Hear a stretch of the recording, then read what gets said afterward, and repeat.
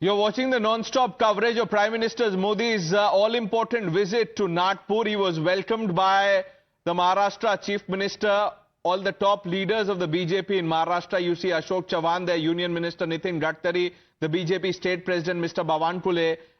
Then the Prime Minister proceeded to pay his homage to the RSS founder Dr. Hedgewar at Smruti Mandir. He was accompanied by Dr. Mohan Bhagwat. And now as we speak, the Prime Minister is en route Diksha Bhumi, viewers, where Dr. Ambedkar embraced Buddhism in 56, if I'm not wrong with the year.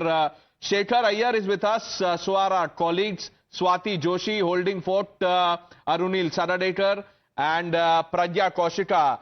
Swati, you've been speaking to people on the ground before the Prime Minister's cavalcade reaches Diksha Bhumi. I want you to give our viewers a sense of what's the mood on the ground. What are people saying?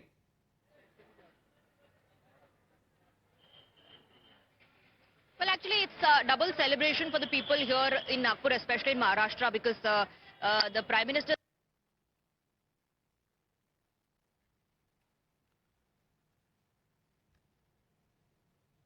All right, viewers, I apologize for that glitch. There's some connectivity issue there in Swati's line. We'll try and fix that. Arunil, if you could take that question.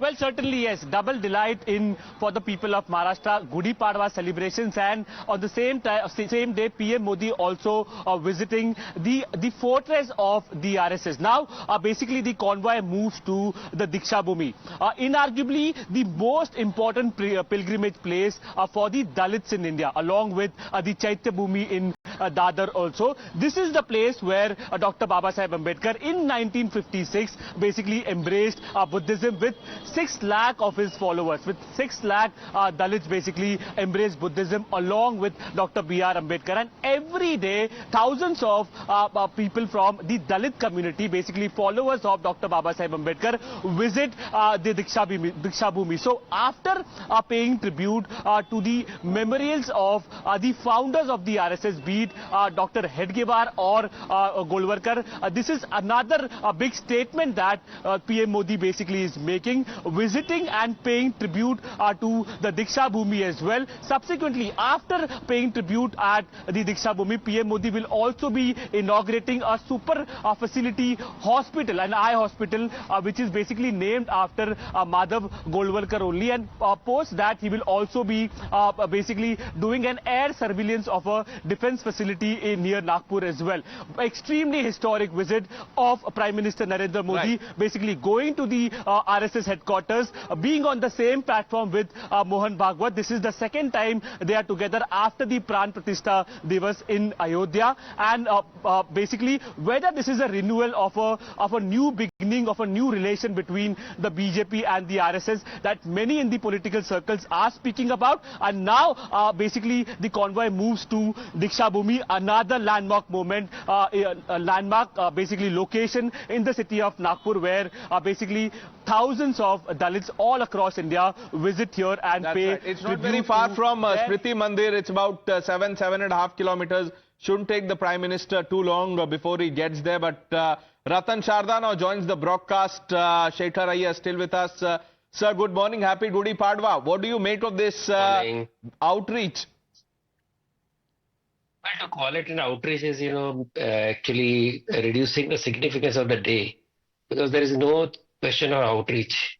The organization strength of sister organizations and with each other is always there. And as a Prime Minister, it was a conscious choice by the RSS and BJP that as a constitutional head, he should not be sharing the stage at various functions with the RSS chief, because he is a constitutional head of a government. So these are rare in-between events. That doesn't mean there is any lack of coordination, there is lack of trust in each other.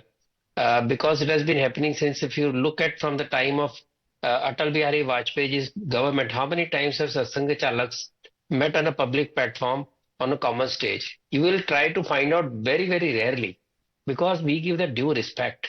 Long back during Raju Bhaiya's stewardship of RSS, there's a minister sitting below below in the audience while Raju Bhaiya was on the stage. He called the minister up on the stage saying that as the head, as a constitutional post holding a minister, you have to sit along with me, cannot sit below me because there is a dignity to the office.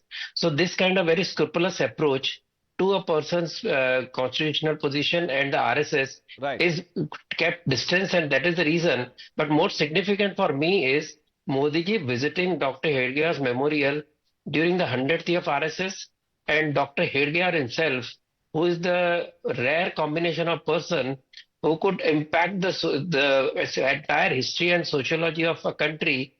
Even when he is 110 years would be completed around this time, and that a person can leave his shadow on the history after such a long, even after 100 years, is something that is remarkable, which we don't really understand, because when people who are in the public eye leave the public, after a few years, they just remain faint memories. But here's an organization which is growing continuously, spreading across all the sections of the society, all the dimensions of the social work and the national work, and still that man carries this particular aura around him, and that is very important. And Modi ji, being inspired by that person, should be visiting on his birthday, because Gudi Padwa also is the birthday of Dr. Hedgewar, and this is the only day when in RSS we pay tribute with a salute to Dr. Hedgewar as a founding RSS, as the founder of the RSS. Otherwise, there is no celebration of any birthday, no anniversaries, nothing. So this signifies the importance of Dr. Hedgewar, and Narendra Modi ji visiting on his birthday and also visiting Dr. Ambedkar's memorial. So to see everything color politics is a thing we have to overcome that urge to politicize everything and look at everything political angle. And that is the reason I would say that for me it's historic in the sense that he is going to the roots again publicly, and he has never shied away from telling that he is part of a Sangha and he has been inspired by Sangha. But this day is very important for us as an RSS people, because as I said, this is the birthday of Dr. Hedgewar, and a rare combination of very down-to-earth person. Nobody knew when he died. Today his shadow looms over the entire Bharat because of the work he has created. You're absolutely right, sir. And that outreach was actually my question on his visit to Diksha Bhumi. But, I couldn't complete that sentence. But I get the larger point that you're making. I want to quickly bring in Pragya Kaushika, who's now inside the Smruti Mandir, where the Prime Minister was a few moments ago. Yes, Pragya.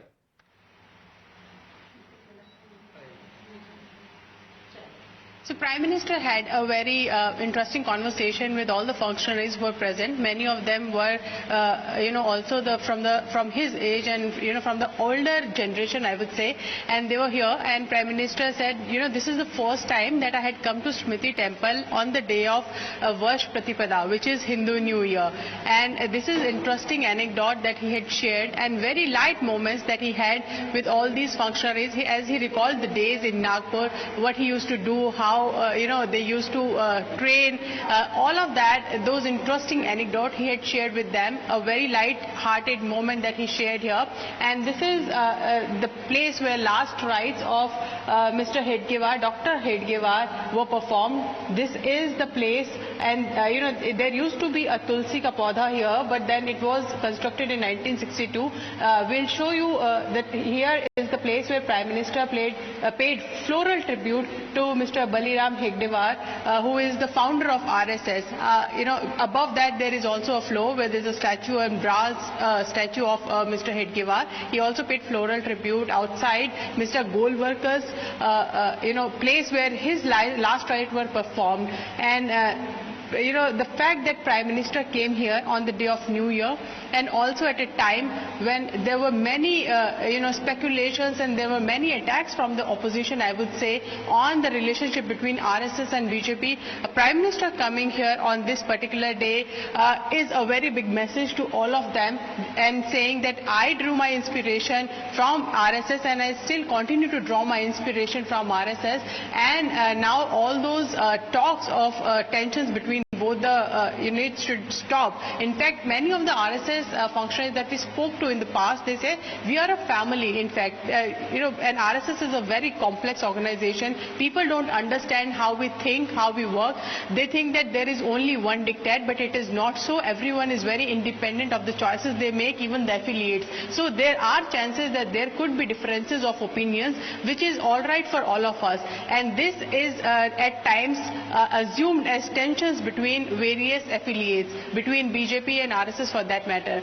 But the fact that RSS played a very crucial role in elections like Maharashtra, Delhi and Haryana for that matter also underlines the fact that many of the BJP leaders in fact had come from the RSS ideology. And it is very impossible, Pranesh, to know the difference between a karyakarta of RSS or a Swayamsevak and a BJP worker, because at the, for the fact that RSS is the ideological mentor of the BJP. So the ideology is same. Nation first seems to be their mantra, for once and for all. And this is exactly what Prime Minister has been re-emphasizing when he came here on the day, as he also goes to Diksha Bhumi saying that we don't want a divisive society. We want everyone to be one, and we want every caste and community to align together to make India first and supreme. That's very well put, Pragya. Our guests and our team of reporters stay on.